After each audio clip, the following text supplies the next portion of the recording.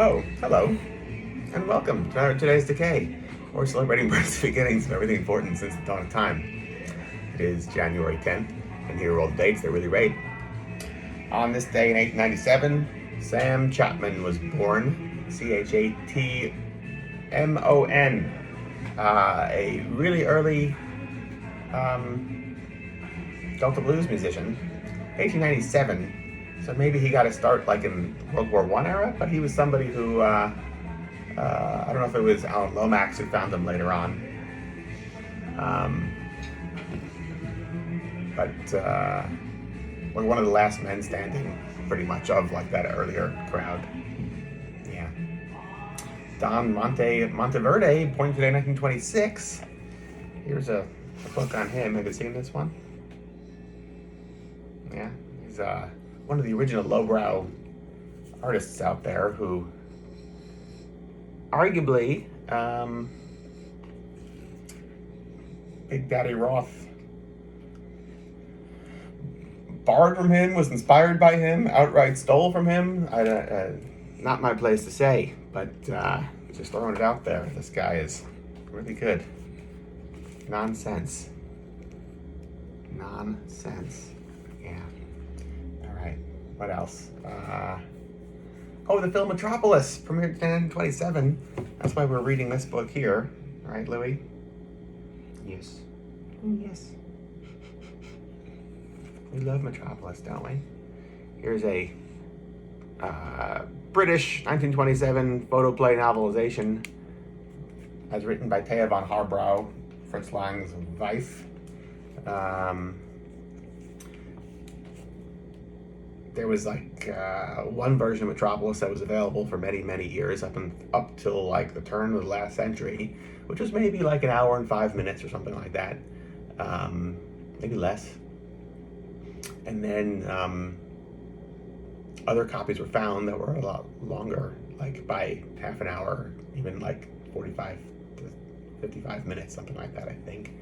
The story was, when it premiered in Berlin, as it did today in 1927, it was, let's say, 2.5 hours long, something like that. And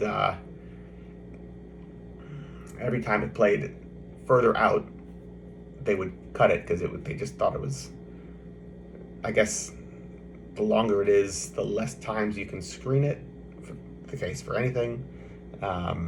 And so therefore, to be able to have more showings or more showings of other things, they kept cutting bits here and there. And so, like, let's just say it was 2 hours and 10 minutes in Berlin, and then when they played outside of Berlin and the rest of Germany, it would have been an hour and 50 minutes. And then when it played throughout Europe, it was an hour and a half. And then when it played in America, it was to like, an hour and 15 minutes and so on. And it got so cut down that the intertitles needed to be rewritten for it to still make sense.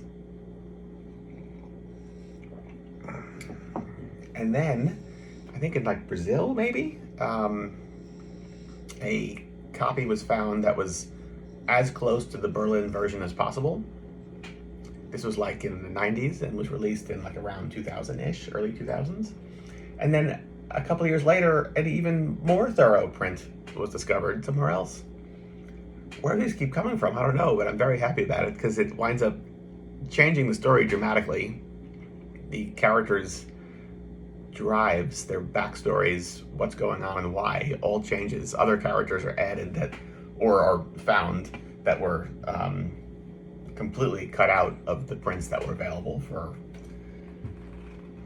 50, 70 years, whatever the math is. I don't know, some large amount of numbers.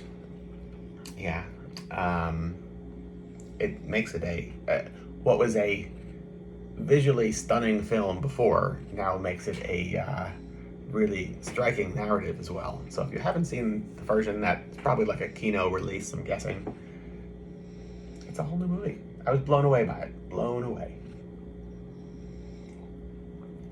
I almost did this from Midtown Manhattan today. Looking into this, 1941 today.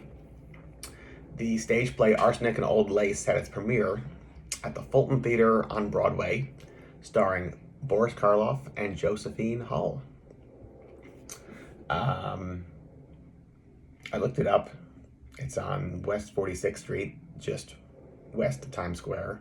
And the whole theater was like bulldozed in, I think, 50s or something like that. So what's there is completely unrecognizable. Although you do have other theaters in the area that you could project that probably looked something like this, I guess, right? But yeah, I would have loved to have seen Boris Karloff on Broadway. And with Josephine Hull, that's Cortland Hull's relative from the Witch's Dungeon Classic Monster Wax Museum. So the idea of seeing them both together, and Josephine Hull is she the wife of Henry Hull?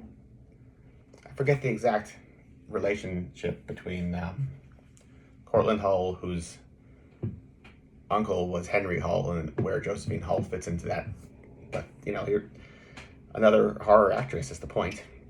Or another horror actor in Cortland Hull's family. Yeah. Anyway, that's it. From us to you. It's a great day to watch Metropolis. Isn't it? Always. Till tomorrow. Goodbye.